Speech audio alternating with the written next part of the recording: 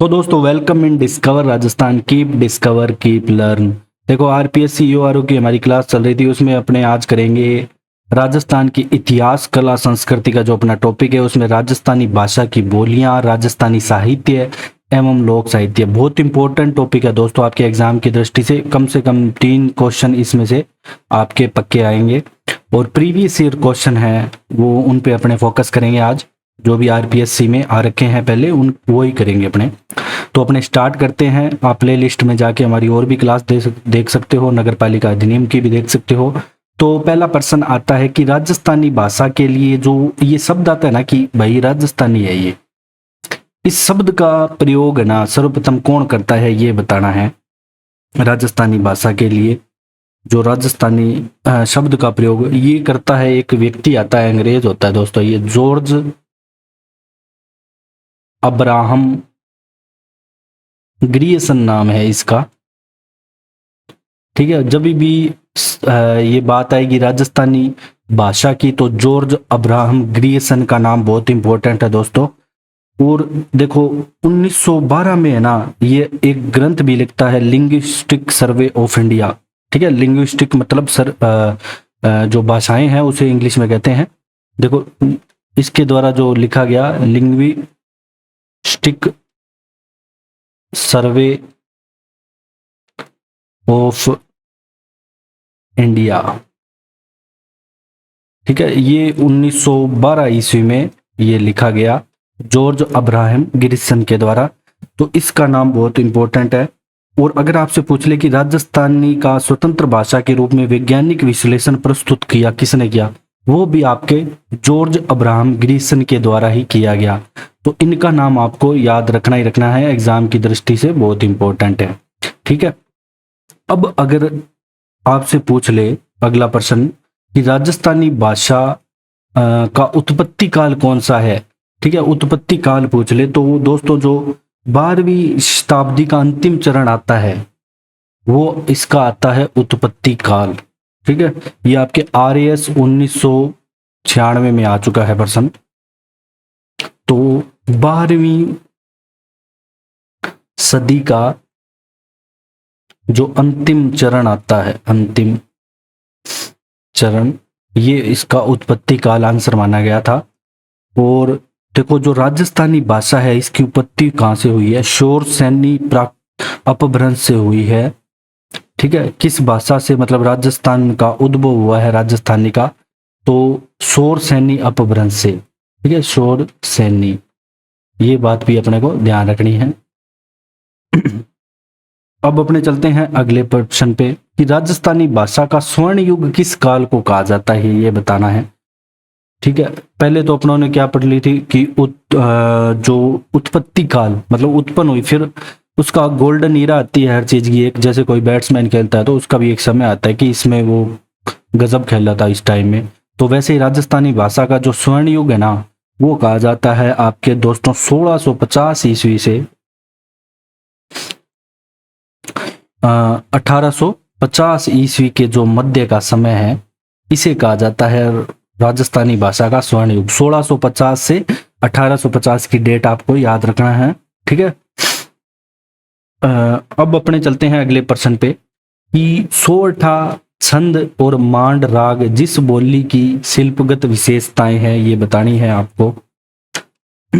देखो दोस्तों ये सारी विशेषताएं है ना मारवाड़ी बोली की है। किसकी? मारवाड़ी बोली की। इसमें अपने भाषाएं बोलियां एक साथ कर रहे हैं सब। मारवाड़ी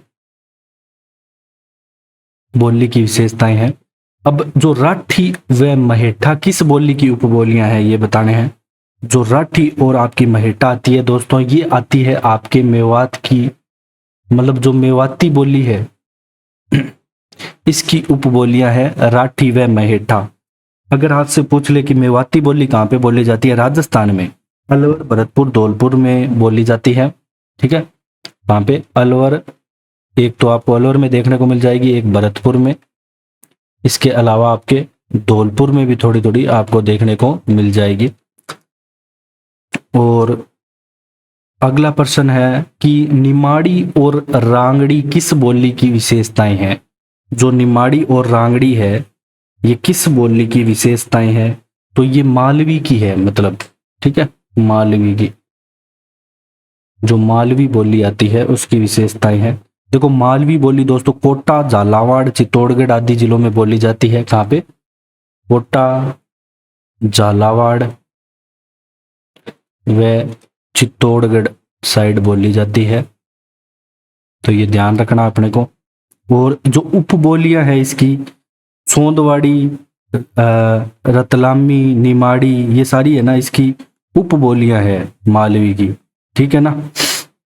अब अपने चलते हैं अगले प्रश्न पे कि मेवाड़ी भाषा में जो योग सूत्र और भगवत गीता और सांख्य की कारिका के ग्रंथों की रचना कौन किसके द्वारा की जाती है? तो एक चतुर सिंह आते हैं, उनके द्वारा ये की जाती है दोस्तों। मेवाड़ी भाषा में अगर पूछ ले तो चतुर सिंह, किसका नाम आता है? चतुर सिंह का नाम आता है। अगला प्रश्न है कि जो वागड़ी बोली किस क्षेत्र में है? देखो ये तो हमने बार बार पढ़ चुके हैं, जो वागड़ी बोली है ये दक्षिण पश्चिम है। अगर एरिया पूछ ले तो कौन सा एरिया आएगा? दक्षिण पश्चिम। और वैसे डूंगरपुर बांसवाड़ा में, कहाँ पे?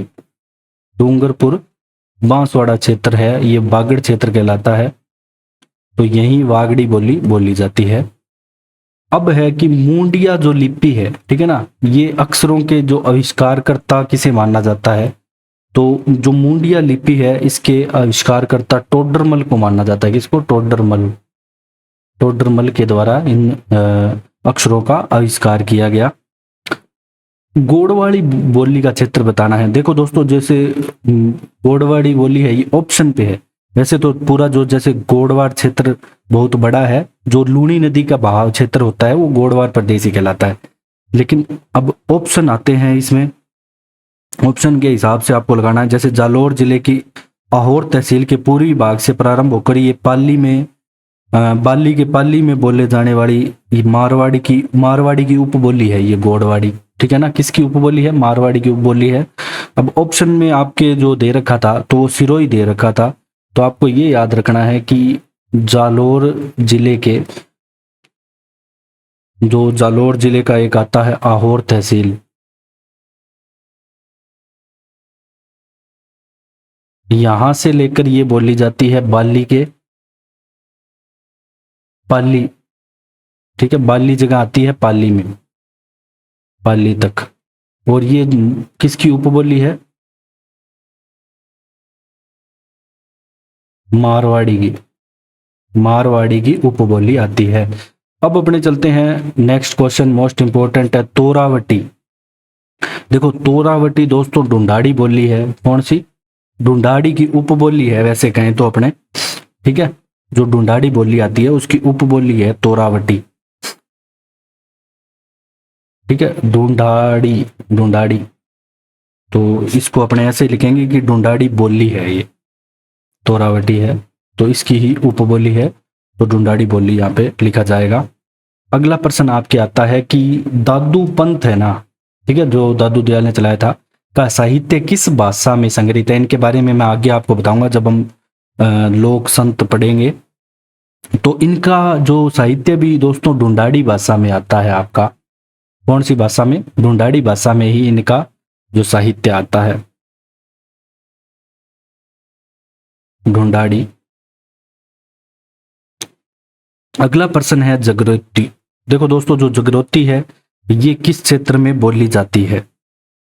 तो ये करौली क्षेत्र में बोली जाती है दोस्तों, मोस्ट इंपोर्टेंट कर लेना इसको, एग्जाम में बहुत बार आ चुकी है ये जगरोती, या जगरेती भी बोल देते हैं कई बार। अब जो रांगड़ी बोली किसका मिश्रण है ये पूछा गया है। देखो जो रांगड़ी है ना दोस्तों ये मिश्रण दो भाषाओं का है, एक तो मारवाड़ी और एक मालवी।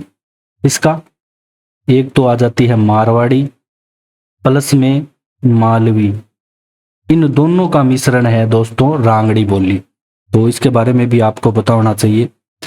अब बात करते हैं ठडकी, थाड़ी, खेराड़ी, ये सारी मतलब उपबोलियां राजस्थान की किस बोली से संबंधित है? जो भी है ठडकी, खेराड़ी,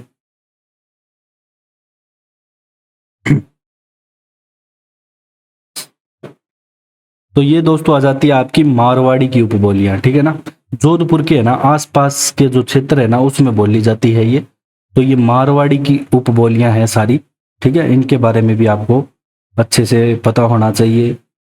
अब अहीरवाटी अगर आपसे पूछ ले तो ये अलवर जिले के आसपास बोली जाती है दोस्तों। अहीरवाटी बोली किस क्षेत्र में बोली जाती है? अहीरवाटी अगर आपसे पूछ ले तो वैसे तो बहरोड जो मंडावर कोटपुतली एरिया है वहां पे अहीरवाड़ी बोली जाती है।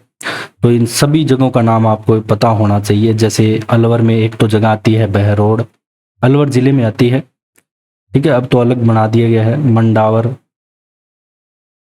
या मुंडावर भी कह सकते हो। एक ये दोनों तो अलवर में है, एक कोटपुतली जयपुर की आती है, अब कोटपुतली अलग से जिला बन चुका है, ठीक है। इन सभी जगहों पे बोली जाती है कौन सी? अहीरवाटी, ठीक है। और इस बोली क्षेत्र को राठ भी कहा जाता है, राठी भी कहते हैं। तो अहीरवाटी को राठी भी कहते हैं, ये बात भी अपने को पता होना चाहिए।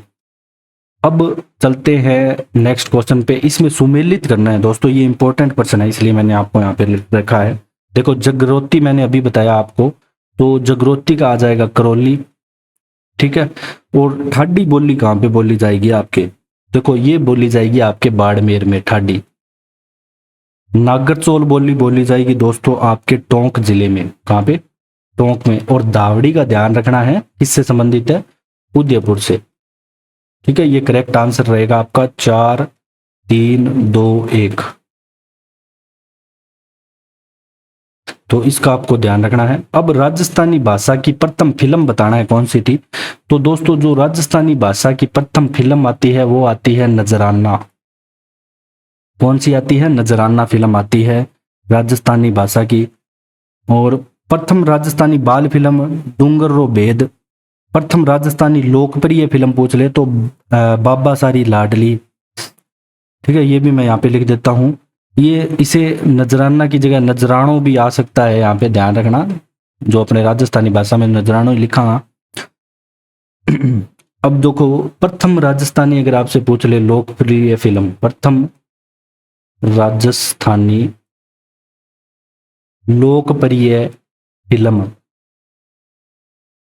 तो ये दोस्तों आपकी आ जाएगी बाबा सारी लाडली। बाबा सागी लाडली, ये बनी थी आपकी 1961 ईस्वी में। अगर आपसे पूछ ले प्रथम राजस्थानी बाल फिल्म कौन सी? प्रथम राजस्थानी, ऐसे ही लिख रहा हूं मैं, राजस्थानी बाल फिल्म, तो ये दोस्तों आपकी आ जाएगी डूंगरो भेद। डूंगरो भेद, ये बनी थी 1985 में। अगर रंगीन पूछ ले प्रथम राजस्थानी रंगीन फिल्म, पहले ब्लैक एंड व्हाइट बनती थी फिल्में, प्रथम राजस्थानी रंगीन फिल्म अगर आपसे पूछ ले तो लाज राखो रानी सती। लाज राखो रानी सती आ जाएगी दोस्तों, ठीक है। ये 1973 में बनी थी। अगर आपसे पूछे प्रथम राजस्थानी रजत जयंती फिल्म तो मारी प्यारी चन्नना। अब अपने चलते हैं अलग नेक्स्ट क्वेश्चन पे। मरुवाणी बताना है क्या है। देखो राजस्थानी भाषा की मासिक पत्रिका है, ध्यान रखना, राजस्थानी जो भाषा है की मासिक पत्रिका है, तो ये अपने को पता होना चाहिए। राजस्थानी भाषा की मासिक जो पत्रिका आती है वो मरुवाणी है। तो ये एग्जाम में ऐसे मत करके आ जाना कि आप कोई जयपुर रेडियो स्टेशन से प्रसारित कार्यक्रम है या राजस्थानी भाषा का शब्दकोश मत करके आ जाना। इसका आंसर होगा मासिक पत्रिका मरुवाणी, ध्यान रखना। अगर आपसे पूछ ले कि सोंदवाड़ी बोली कहाँ पे बोली जाती है दोस्तों, तो सोंदवाड़ी बोली जाएगी आपकी झालावाड़ क्षेत्र में। कौन से में? झालावाड़ जिले का जो एरिया आएगा तो वहां पे सोंदवाड़ी। अब आपसे पूछ ले कि काठेड़ी कहाँ पे बोली जाती है, तो ये सारी इंपॉर्टेंट है दोस्तों। सवाई माधोपुर में आपकी बोली जाएगी काठेड़ी। कहाँ पे? सवाई माधोपुर, यहाँ पे आपकी बोली जाएगी काठेड़ी। अगला प्रश्न आता है, अब पहले हमने किसके बारे में पढ़ा? पहले जब हम पढ़ रहे थे तो भाषा के बारे में पढ़ रहे थे, ग्रियर्सन के बारे में। अब जो डॉक्टर एल टेसीटोरी है, इसका संबंध बताना है किससे है। तो दोस्तों जो राजस्थानी जब भी साहित्य की बात आएगी, ठीक है, राजस्थानी साहित्य की बात आएगी तो एल टेसीटोरी का नाम अपने को दिमाग में बिठाना है। ठीक है, राजस्थानी साहित्य से संबंधित ये अंग्रेज हैं, तो चारण साहित्य से संबंधित है वैसे तो ये। और एक देखो जो वेली कृष्ण रुक्मणी और छंद राव जयसिरो, इन दोनों को डिंगल में लिखी पुस्तकों को संपादित करने तथा वचनिका राठौर रतन महेश दासोत्री खिड़िया जग्गारी को प्रथम बार जो प्रकाश में लाने का श्रेय है ना, वो भी टेस्टोरी को ही जाता है। ठीक है, टेस्टोरी के बारे में अपने को ध्यान रखना है कि राजस्थानी साहित्य से संबंधित है, इतनी बात आप याद रख लेना। अगला प्रश्न है कि वह कौन सा प्रथम अंग्रेजी इतिहासकार था जिसने राजस्थान की जागीरदारी मतलब फ्यूडलिज्म व्यवस्था पर के बारे में मतलब लिखा। कौन था वो जिसने राजस्थान की जो जागीरदारी है उसके बारे में लिखा? तो वो आता है कर्नल जेम्स टोड। ठीक है, कर्नल जेम्स टोड, जो राजस्थान की जागीरदारी व्यवस्था के बारे में। इसके अलावा देखो दोस्तों, जो इसकी किताब आती है annals and antiquities of Rajasthan, तो ये भी अपने को याद रखनी है। इसका दूसरा नाम है the central and western Rajput state of India. तो टोड द्वारा कौन सी किताब लिखी गई? एनाल्स एंड एंटीक्विटीज, ठीक है, एंटीक्विटी नहीं है ये ध्यान रखना, ऑफ राजस्थान, ऑफ राजस्थान। अब इसका अन्य नाम क्या था ये भी एग्जाम में पूछा गया, इसलिए मैं यहां पे लिख रहा हूं the central and western Rajput states of India, states of India, ये इसी का ही है ना, दूसरा नाम था। अब अपने चलते हैं अगले प्रश्न में कि राजस्थान के विख्यात इतिहासकार जो एक समाज सुधारक भी थे, मतलब ऐसे कौन से इतिहासकार है जो इतिहासकार होने के साथ साथ एक समाज सुधारक भी थे? तो हरबिलास शारदा का नाम आता है दोस्तों, याद रखना है, हरबिलास शारदा, जो कि इतिहासकार के साथ साथ समाज सुधारक भी रहे हैं। अजमेर में इनका जन्म होता है। अगर इनके जन्म पूछ ले तो कहाँ पे होता है? अजमेर में। और दयानंद सरस्वती के ये संपर्क में भी रहे थे। ठीक है, हिंदू सुपीरियरिटी का प्रकाशन भी किया इसने, जो हरबिलास शारदा है। अब अपने चलते हैं नेक्स्ट क्वेश्चन पे। पृथ्वीराज विजय के लेखक बताने। ये सारी किताबें यहाँ पे अब जो आएगी इंपॉर्टेंट है, बार बार एग्जाम में पूछी जाती है। तो जयानक भट्ट आता है पृथ्वीराज विजय का। कौन आता है? जयानक भट्ट। और जो दोस्तों जो पृथ्वीराज विजय है सोमेश्वर के इतिहास का स्रोत है, ये ध्यान रखना है। ये जो पृथ्वीराज विजय है कौन से? सोमेश्वर के इतिहास का स्रोत है, ऐसे भी एग्जाम में पूछा गया है। और संस्कृत में है ये। ठीक है, पृथ्वीराज विजय किस कौन सी भाषा में है? संस्कृत में लिखा गया है। इस बात का भी आपको पता होना चाहिए, ये भी एग्जाम में पूछा जा सकता है। अब अपने चलते हैं अगले प्रश्न पे। पृथ्वीराज रासो के लेखक बताने हैं। ठीक है, देखो दोस्तों जो पृथ्वीराज रासो है ये चंद्र बरदई के द्वारा यहाँ पे लिखा गया। वैसे देखो जो भी रासो होते हैं वो वीरता के प्रतीक होते हैं, मतलब जहां भी रासो लग जाता है चंद्र बरदई, जिसमें उनकी जो भी राजाएं होते हैं उनके वीरता का वर्णन होता है। और 4 बांस 32 गज अंगुल अष्ट प्रमाण, ये जब तीर मार रहे थे, मतलब जो चंद्र बरदई ने लिखा है कि मोहम्मद गौरी को मारने के लिए जब उनको अंधा कर दिया गया था, तो जब चंद्र बरदई ये मतलब बोलते हैं, उनको अंदाजा देते हैं, तब ये बोलता है कि 4 बांस 32 गज अंगुल अष्ट प्रमाण। तो ये किसके द्वारा बोली गई थी लाइनें, पंक्तियां? तो ये चंद्र बरदई के द्वारा बोली गई थी। ये भी एग्जाम में पूछा जा चुका है, जब मैंने बताया आपको। अब चलते हैं अगले प्रश्न में कि राजस्थान में जो पवाड़ा का मतलब क्या होता है?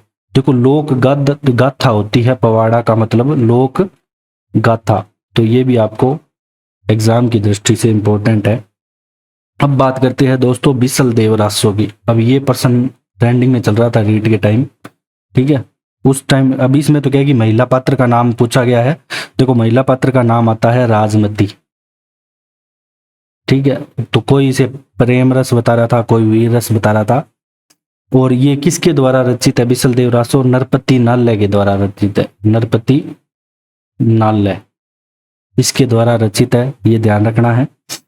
और राजा बिसल देव और राजमती की यहाँ पे तो महिला पात्र तो होगी राजमती और पुरुष पात्र बिसल देव, जिसका नाम ही इस पे ही है। अब अपने चलते हैं नेक्स्ट क्वेश्चन पे, क्वेश्चन नंबर 29 कि राजस्थान साहित्य की कौन सी श्रेणी की कहानी या कथा विधा से संबंधित है? देखो जो वात होती है, वात, इसे कहानी ही कहा जाता है। जो राजस्थानी साहित्य है, ये जो वात श्रेणी है, ये कहानी कथा या विधा से संबंधित है। देखो किसी व्यक्ति या जाति या घटना या प्रसंग का संक्षिप्त इतिहास वात कहलाता है, ठीक है।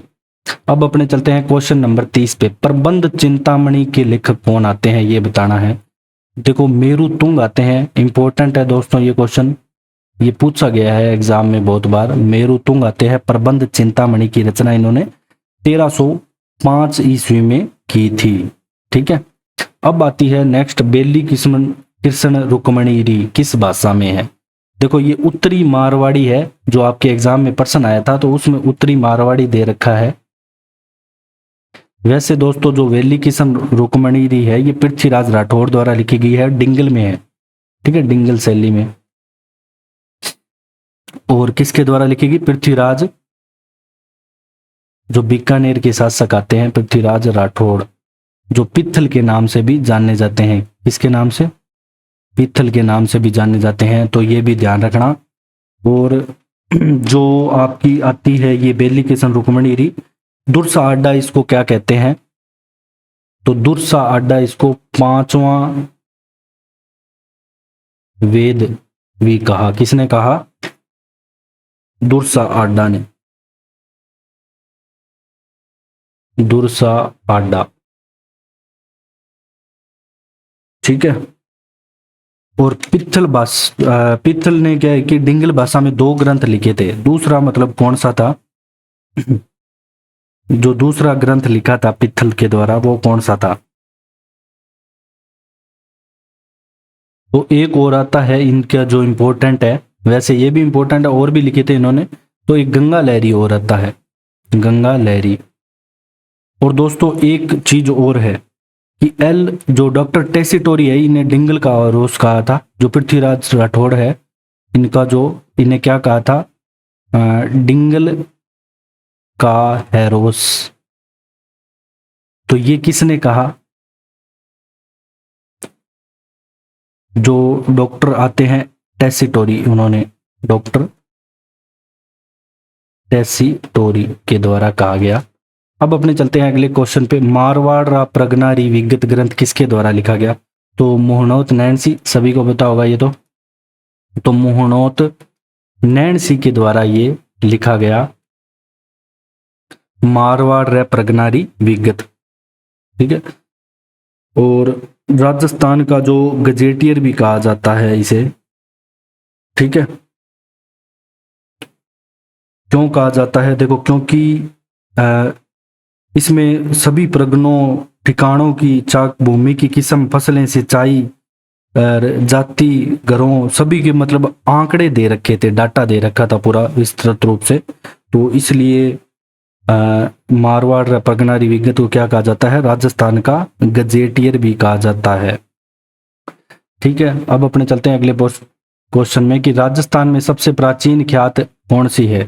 तो मुहुणोत नैणसीरी ख्यात है सबसे प्राचीन। कौन सी? 1 सेकेंड, ये थोड़ा प्रोसेस चल रहा है अभी। देखो जो मुहुणोत नैणसीरी ख्यात है, मुहुणोत नैणसीरी ख्यात, ये सबसे प्राचीन ख्यात आती है जब हम बात करेंगे ख्यात की, ठीक है।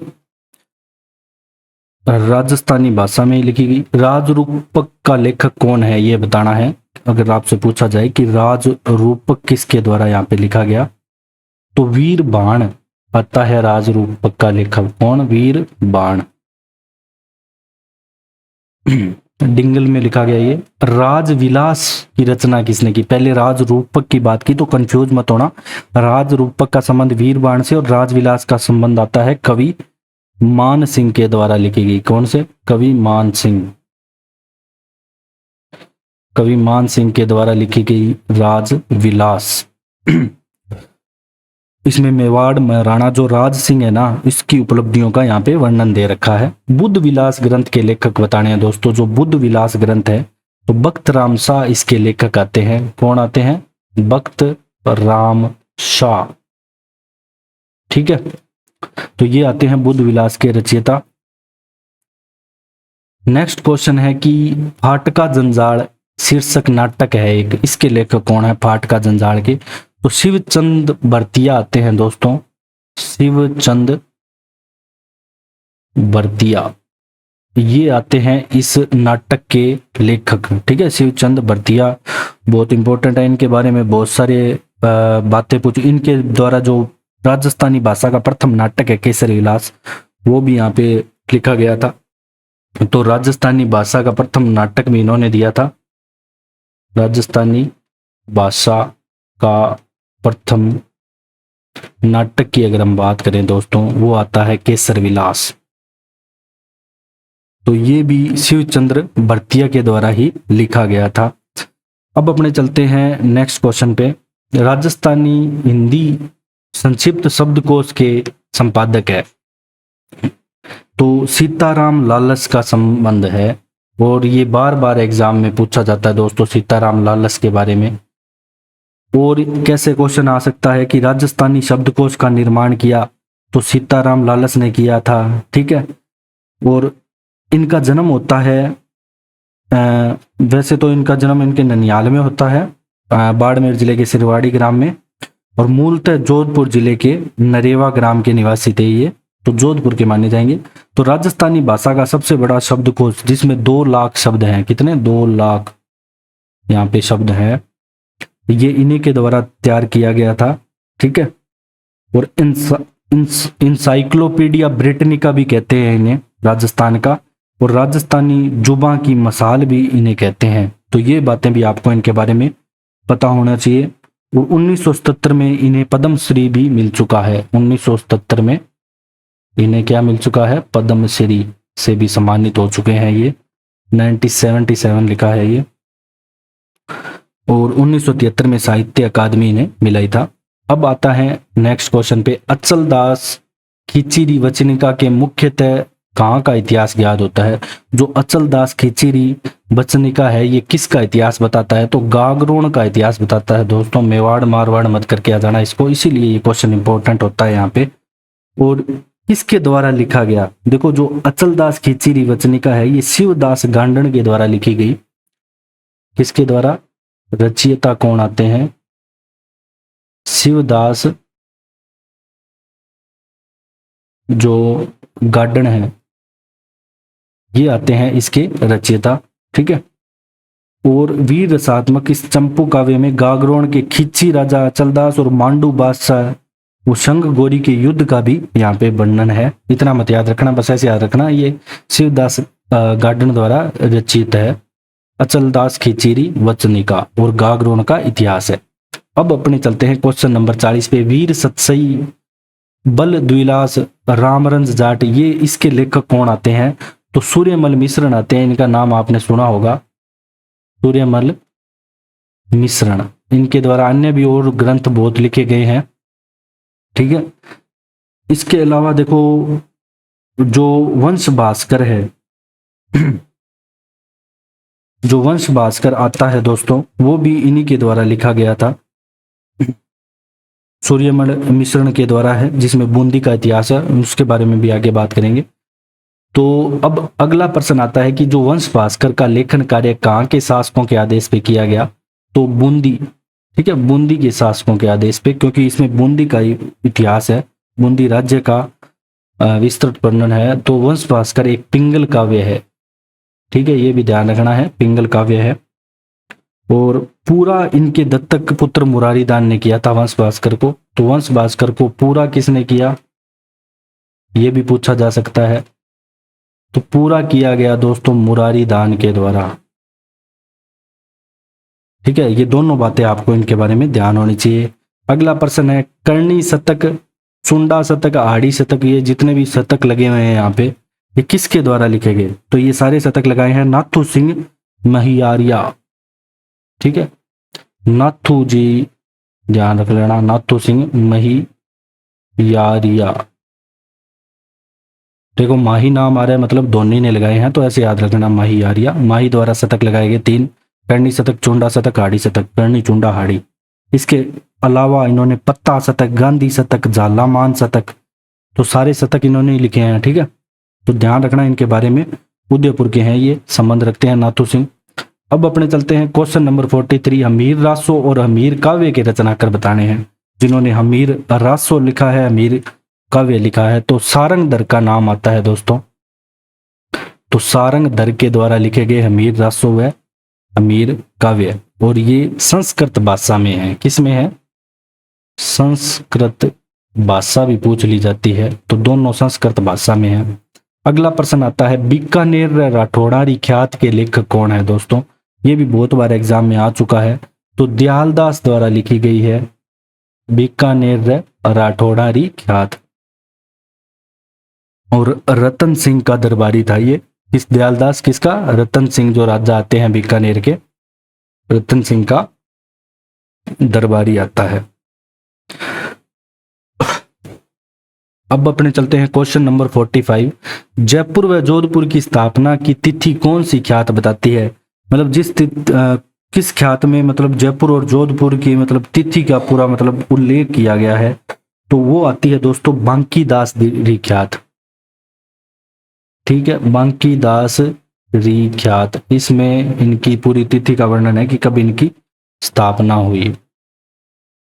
अगला प्रश्न आता है आपको किस राजपूत शासक द्वारा नेह तरंग रचित है? नेह तरंग किस राजपूत शासक ने लिखा? तो ये लिखा था दोस्तों राव बुद्ध सिंह ने। किसने? राव बुद्ध सिंह के द्वारा यहाँ पे ये लिखा गया था। बूंदी के राजा है बुद्ध सिंह। अगला प्रश्न है जमीन रो घनी कुणी और मिंजर, ये पुस्तकों, इन दोनों पुस्तकों के रचिता कन्हैयालाल सेठ आते हैं। इसके अलावा इनका नाम बहुत फेमस है, और भी इन्होंने बहुत कृतियां लिखी है कन्हैयालाल सेठिया जी ने। एक आपने सुना होगा धरती दोरारी, ठीक है, धरती दोरारी गीत, ये भी कन्हैयालाल सेठिया के द्वारा ही लिखा गया है। इसके अलावा सतवाणी, कुक्कू, अघोरी काल, मायड्रो एलो, गड़गगिया, दीठ, लीलटांस, याद रखना, लीलटांस बहुत बार पूछा जाता है एग्जाम में, ये भी इनके द्वारा ही लिखी गई है, ठीक है। दीठ याद रख लेना, ये तो इंपॉर्टेंट है ही। रमणीय रसोठा, ठीक है, रमणीय रसोठा, ये सारे लिखे गए हैं किसके द्वारा? कन्हैयालाल सेठिया के द्वारा।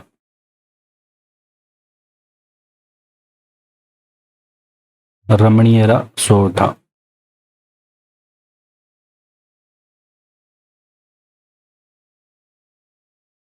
रमणीय रसोठा। अब अपने चलते हैं क्वेश्चन नंबर 48। तो भारतीय प्राचीन लिपि माला के लेखक का नाम बताना है आपको, ठीक है। जो भारतीय प्राचीन लिपि माला है इसके लेखक का नाम, तो गौरी शंकर हीराचंद ओझा का नाम तो सुना ही होगा, इतिहासकार गौरी शंकर हीराचंद ओझा। हीराचंद जो ओझा आते हैं ये कहलाते हैं आपके भारतीय प्राचीन लिपि माला के लेखक। शिशुपाल वध के लेखक बताने हैं दोस्तों। शिशुपाल वध के लेखक कौन आते हैं यहाँ पे? भीनमाल के हैं माघ, कवि आते हैं माघ। भीनमाल के जो माघ कवि आते हैं ये हैं शिशुपाल वध के लेखक, ठीक है। और भीनमाल जालोर से संबंध रखते हैं ये। और बसंतगढ़ जो किला है उसके बारे में भी वर्णन किया गया है। अब देखो भीलमाल है, ये भीलमाल। एक समर इच्छखाह याद रखना दोस्तों, हरिभद्र सूरी द्वारा लिखी गई है, और बादली लिखी गई है चंद्र सिंह बिरकाड़ी के द्वारा। ठीक है, बादली याद रखना किसके द्वारा, चंद्र सिंह बिरकाड़ी, बिरकाड़ी का नाम। और समरा इच कहा, ये लिखी गई है हरिभद्र सूरी के द्वारा। ये एग्जाम में आपके आ चुकी है जब मैंने आपको बताया है अलग से। अगला प्रश्न है आपका कि the early Chauhan dynasties Rajasthan के किस प्रमुख इतिहासकार की रचना है। तो द अर्ली चौहान जो डायनेस्टीज है ये डॉक्टर दशरथ शर्मा द्वारा लिखी गई है। किसकी, डॉक्टर दशरथ शर्मा के द्वारा यहाँ पे लिखी गई है। अगला प्रश्न आता है कि हमीर मद मर्दंड के लेखक कौन है। पहले हमने क्या देखा था, पहले मैंने आपको बताया था कि हमीर रासो और हमीर काव्य, तो डिफरेंस लेके चलना। हमीर रासो और काव्य के तो सारंगधर है, लेकिन जो हमीर मद मर्दंड आ जाए आपके दोस्तों, तो इसके आपके लेखक आ जाएंगे जय सिंह। ठीक है, जय सिंह सूरी, जय सिंह सूरी। तो ये थोड़ा डिफरेंस लेके चलना, हमीर मद मर्दंड जय सिंह सूरी। जो रणथंबोर के राणा हमीरदेव चौहान का वर्णन करते हैं, तो इनका डिफरेंस लेके चलना। अगला क्वेश्चन है 52, बातारी फुलवारी नामक ग्रंथ के रचयिता कौन है। जो बातारी फुलवारी है ये किसके द्वारा यहाँ पे लिखा जाता है। तो विजयदान देथा इसके रचयिता आते हैं दोस्तों, विजयदान देथा।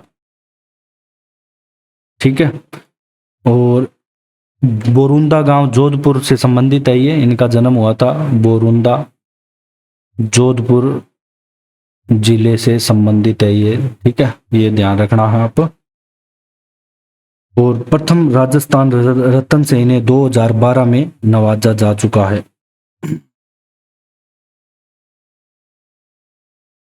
और जो एक कोमल कोठारी की रूपायन संस्थान आते हैं, उनके सह स्थापक भी थे ये। तो विजयदान तेथा का आप नाम याद रखना अच्छे से। और 2007 में इन्हें पद्मश्री भी मिल चुका है। अब आता है अगला क्वेश्चन कि फ्रॉम पर्दा टू पीपुल्स की लेखिका कौन है। फ्रॉम पर्दा टू पीपुल्स, तो लक्ष्मी कुमारी चुंडावत नाम आता है दोस्तों। जो फ्रॉम पर्दा टू पीपुल्स की बात करेंगे तो लक्ष्मी कुमारी चुंडावत का यहाँ पे नाम, सॉरी फ्रांसिस टेफ्ट यहाँ पे आएगा। ठीक है, ये आई थी फ्रांसिस, क्षमा चाहूंगा, फ्रांसिस टेफ्ट का नाम आएगा फ्रॉम पर्दा टू पीपुल्स के लिए।